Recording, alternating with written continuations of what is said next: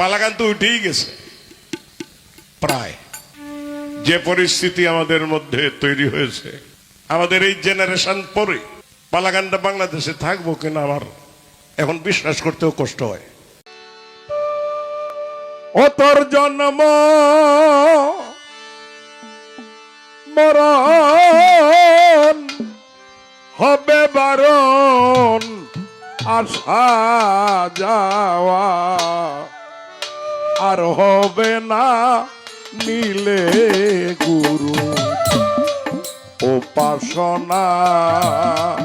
মাটির দেহ হবে সোনা তোর, মাটির দেহ হবে সোনা মিলে গুরু উপাসনা।